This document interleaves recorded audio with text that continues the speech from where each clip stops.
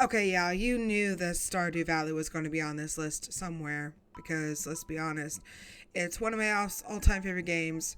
And you get to marry people in this game, so obviously there's going to be one or two on this list. I relate to Sebastian. I relate to Sebastian like a fucking hell a lot. He and I have a lot of things in common, things that we are interested in. We're both nerds and we love the computer. So, I mean, you know, there's a lot of things that we both have in common. But unfortunately, the reason why he is number 10 on this list is because while we have a lot in common with each other, and my heart does be profoundly true for this character, I'm afraid that in a real life setting, I think we wouldn't be any more than friends. I honestly think that we wouldn't be able to make it as a couple. For the simple fact of, after being married to him, he becomes really quite distant. More than he is when you first start out. And, you know, while, you know, some people don't mind that, I want someone who's wanting to be around me all the time. He still has a soft spot in my heart considering he's the first crush I had in the series. And also, his home life. I'm sorry. Sebastian is the reason I can't stand his stepfather, Dimitri. I can't stand him with every fiber of my being.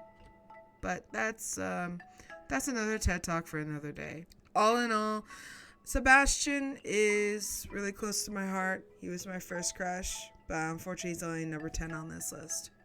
On to number 9. Boy howdy, you guys knew Dead or Alive was going to be on this list. Oh my god, this woman. Oh my god, this woman. Dead or Alive is the confounding reason that I am in love with fighting games so much. Similar to Leafer, Kasumi was my first toes in the water like Hitomi was for him. The reason why she is number 9 on this list is because I like her. I like her a lot, but once again, I don't feel like in a romantic standpoint we would be a good match. But oh my god, she is so pretty. And some of her outfits, her cherry blossom outfit in Dead or Alive 3 is my fucking favorite. She is so pretty in that outfit. And she was also my first awakening into liking women, because I realized pretty darn quickly that I did enjoy watching her boo physics, as well as I also enjoyed trying to see up her skirt. So, so there's that. When I was first playing, I leaned heavily on Kasumi. She was the first one to master, and to be honest, I'm sure Kasumi is a first for a lot of people because she is very easy to handle and is a good beginner one like Hitomi is. So it's not that much of a surprise that I love her for that reason, but she is the reason that I felt comfortable continuing to play the game. So she will always have a soft spot in my heart, and with that, on to number 8. This is the second person on my Stardew Valley list, guys. Emily. Best partner! Look, okay, when I first played this game, the farthest game that I've ever played was I married Emily. But here's the kicker. I actually was trying to go for Sebastian originally because I liked Sebastian. Before I even played the game, I knew I would like Sebastian. And when I first started playing my first save, I did. I started playing all of these things for Sebastian. But the more I got to know Emily, the more she kind of stole my heart away. And fell in love with Emily in the process. And so instead of going for Sebastian, I starting from scratch for her stuff and started wooing Emily. And come to find out that she is actually best partner. I have been married to 4 different people, and out of those 4 different people, Emily is the best one. bite me, change my mind. She is the best one for me, anyway. She is very attentive after you marry her. She helps you with your chores a lot. She gives you gifts. She is very loving, warm, and inviting, and I love her personality and her aesthetic. She has blue hair. She's the only character other than Abigail that has a weird looking hairstyle and a weird looking hair color, and I fucking love her for it. She is way out there, and people like that really catch my attention because I'm way out there. But I just really feel like she would be like extremely good wife material for me. I will always love her. But with that being said, on to number 7. Okay, sorry. Gasming out of the way. Look, guys, you're gonna learn pretty damn quick. I have an affinity for redheads. You've already seen one on this list.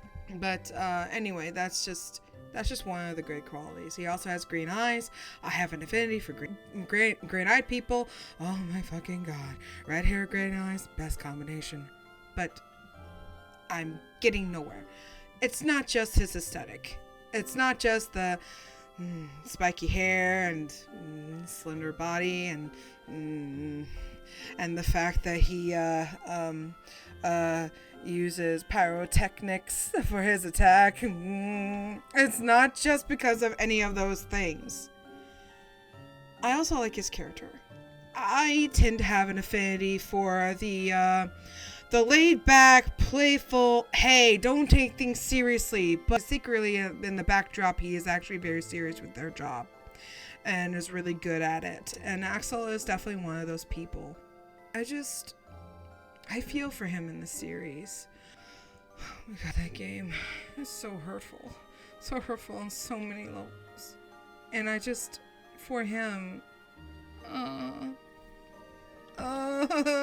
heart.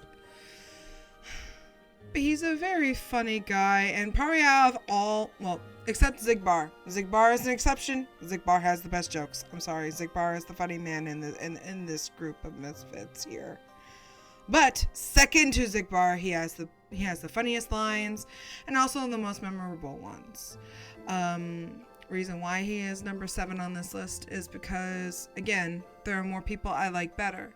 But Axel will always have a close place in my heart because I would just love to pal around with him and maybe have a kind of friendship turned to lovers situation happen. That would be amazing. I would fucking love that. But even if that didn't happen, I really think that we would just be really close friends. That would be hot.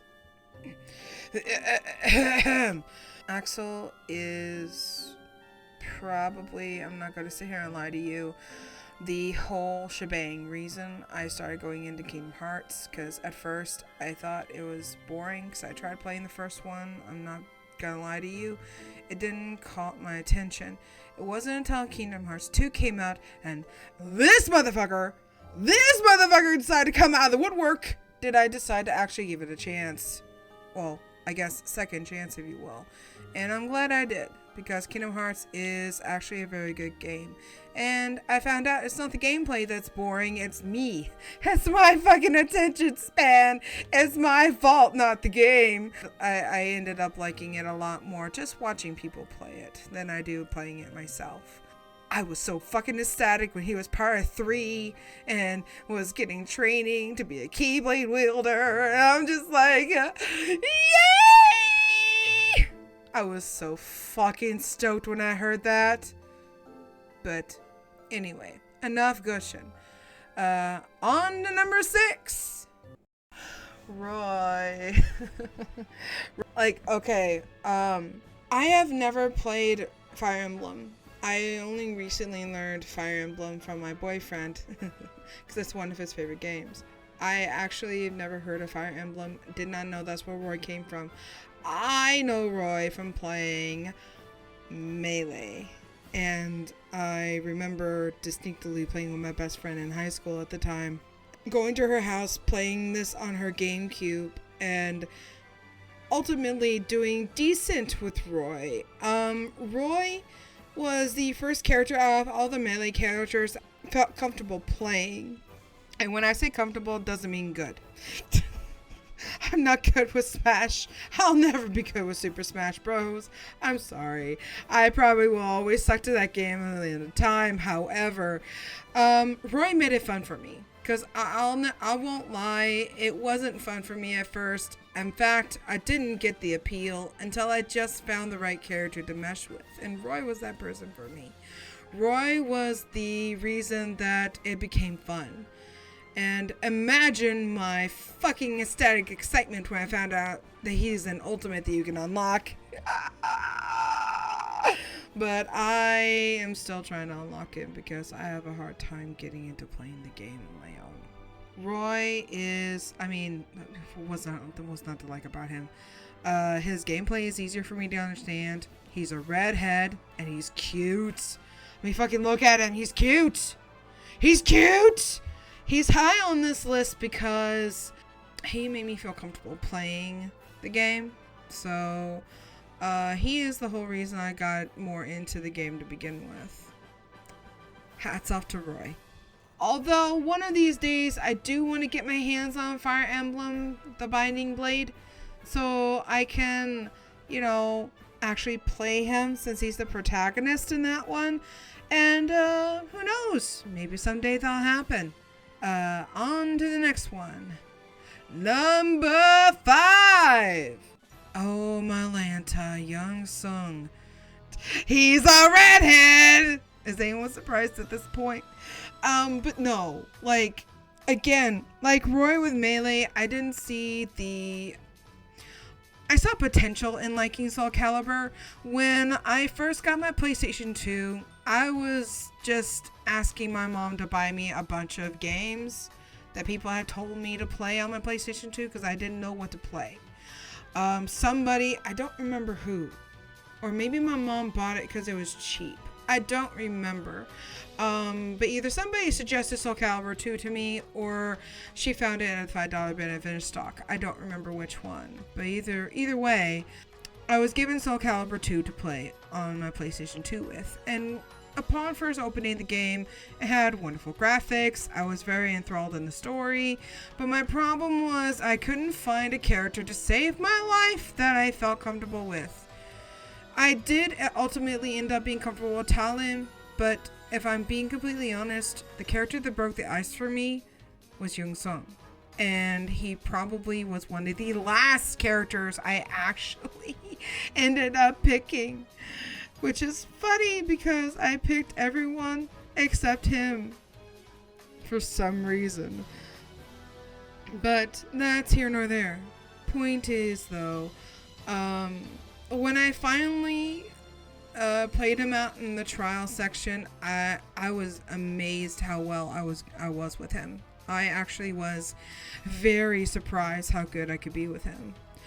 And so I tried him out in arcade mode, and lo and behold, I finally found my It character. I found the character that was going to be, well, my character. The more we played, the more I started to like his story. I finally played his story mode and everything, and I fell in love with him even more. His gameplay is easy for me to understand. A combination of sword and kick tricks, are really cool. And, when I got a good look at him afterwards, I'm like, he cute. So I started to play with him more and more. So Yoon Sung is probably one of the biggest reasons I am a Soul Calibur fan here today. And imagine my upset when I find out he's not in Soul Calibur 6.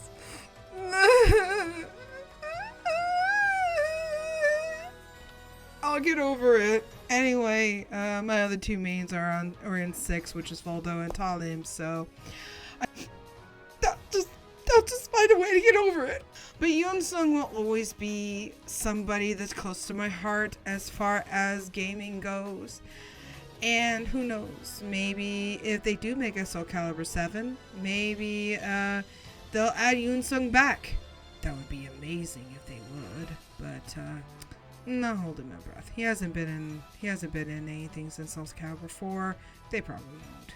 But anyway, moving on to number 4. Oh boy! Vincent Valentine. Get it? Valentine. It's Valentine's Day.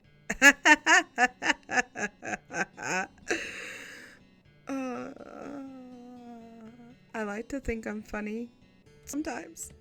Anyway, Vincent Valentine is way up there. He's definitely number 4 because I remember when I was in high school and I found out about Final Fantasy VII. Because, truth be told, I was starting to get into the Final Fantasy series because of Kingdom Hearts. Because I knew some of the characters in the Kingdom Hearts series were also from games plucked from Final Fantasy games in the past. And so I started kind of looking up certain games and experimenting, seeing if there's any of them that I'd want to play. And lo and behold, you know, like the first one that caught my eye is this man. He was from Final Fantasy VII, so I started to look up some more information on that, and I found that, and still to this day, is still probably my favorite Final Fantasy game. I know I'm a basic vanilla bitch, fight me. But anyway, the point is, he's the reason that I started looking up Final Fantasy VII to begin with, and there is a lot that I can say, and thanks to Vincent for that reason. He's a very interesting character. Like, you know, the fact that he got me into Final Fantasy VII aside, I like him. He's high on the list because he is fucking hot as sin. And not just that, but he's the kind of mysterious backstory, kind of the water's deeper over there kind of guy. And those strike my fancy and is usually in my wheelhouse somewhere. His past is really sad. I'm not going to go into his past for you for the simple fact of it goes into it in Durandra Cerberus, and one of these days I'd actually like to go back and play it all the way through. Because granted, I learned his backstory from wikis and other people playing it. I haven't played it myself, but his story is so sad. It's so sad, and my heart goes out to him.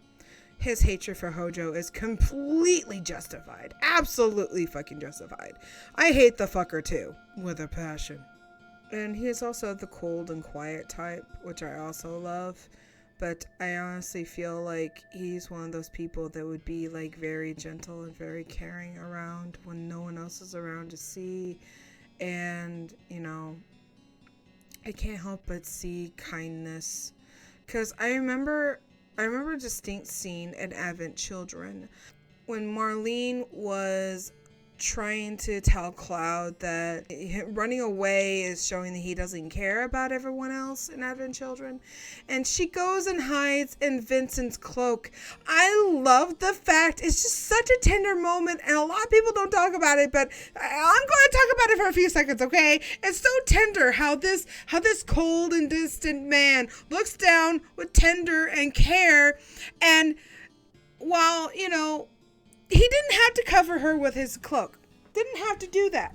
But he did so anyway. He made the movement to do it without prompting. He did it to make her feel safe with him. And I'm sorry. It's so sweet. I can't fucking handle it. It's so sweet. And while moments like that are very few and far between, Vincent does have some very tender moments like that with other characters. And when I remembered how much I loved Vincent in my high school youth, I literally just felt everything all over again for this man. Also, the fact that he is voiced by my favorite voice actor of all fucking time, Steve Bloom from Advent Children, also is a good notch in his direction. On to the top 3. Gary,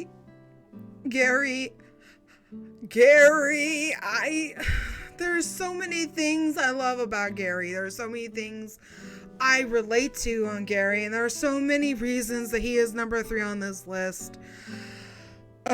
First off, he's from one of my absolute favorite games of all time, which is Ebe. If you have not played the game Ebe, please give it a shot. Please, please, please give it a shot. I'm begging you, I'm begging me.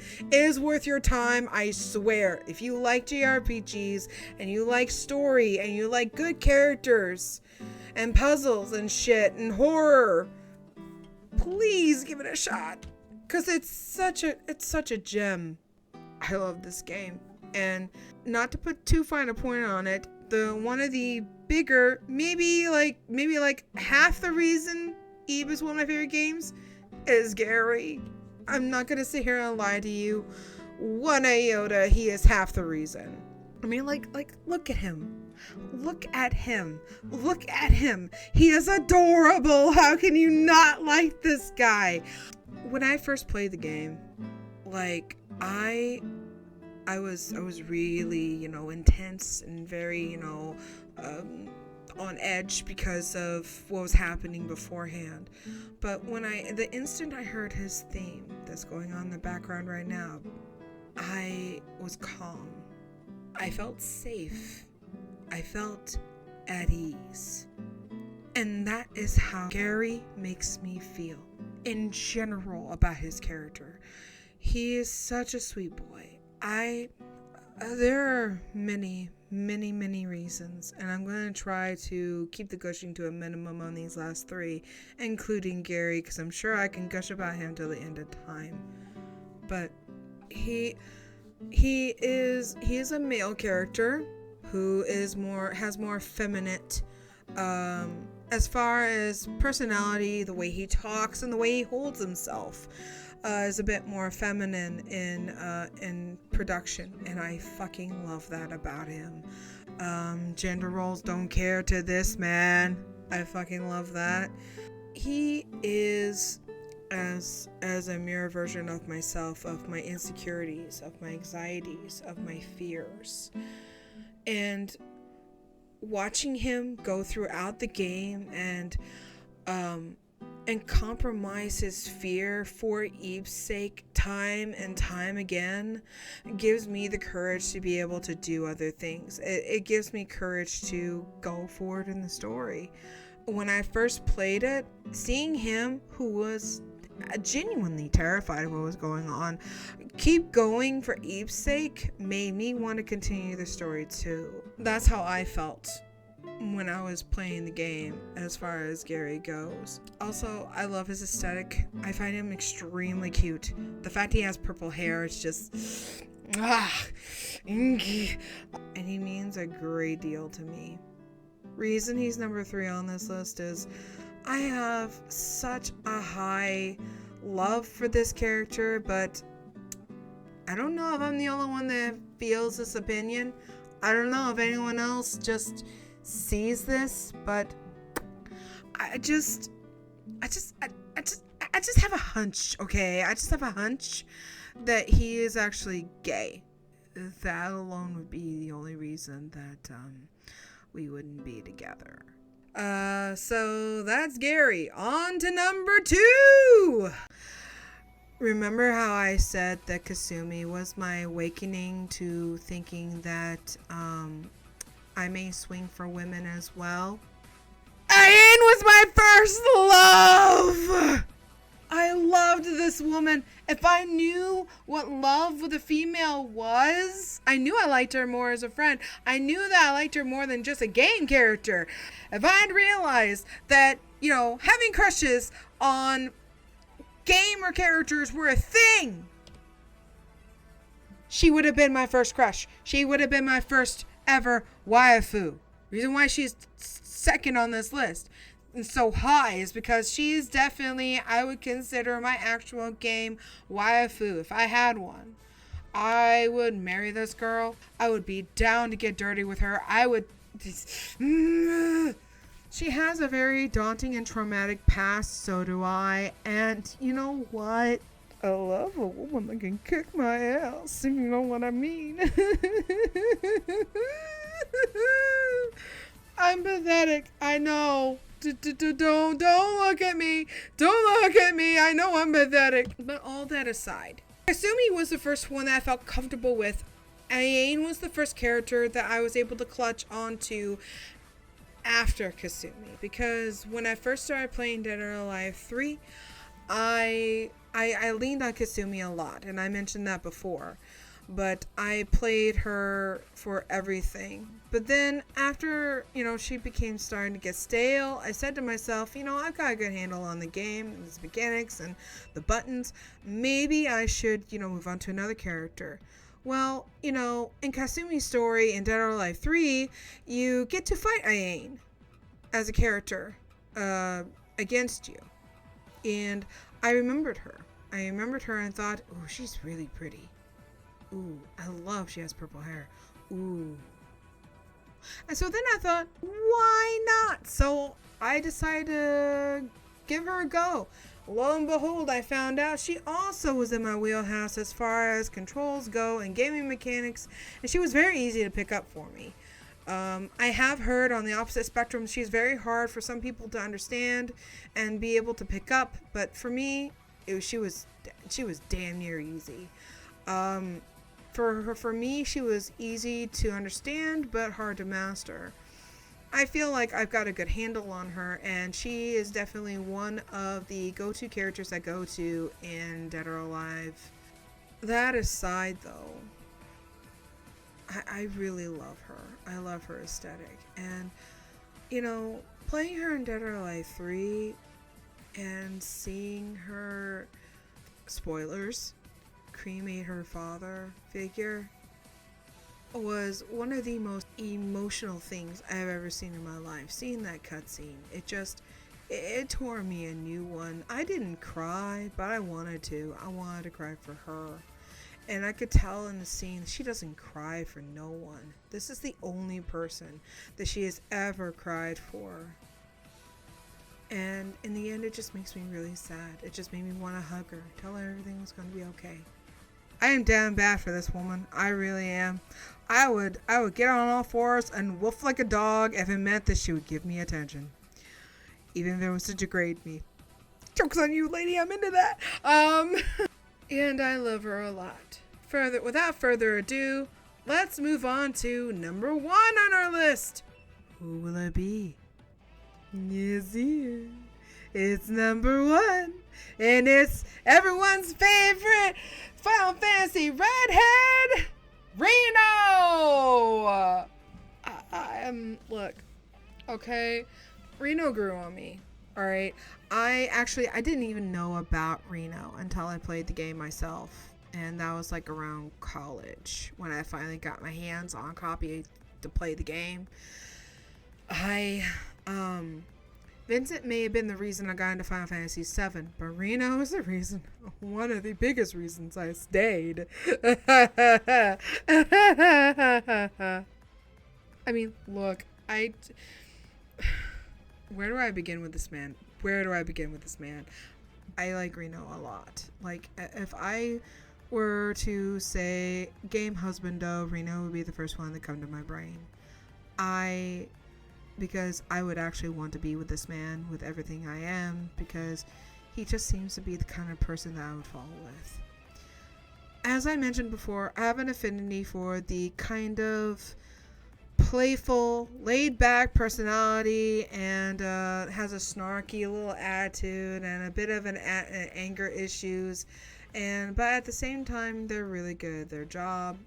His personality just, I feel like, would go well with mine, because I am a big goof and so is he.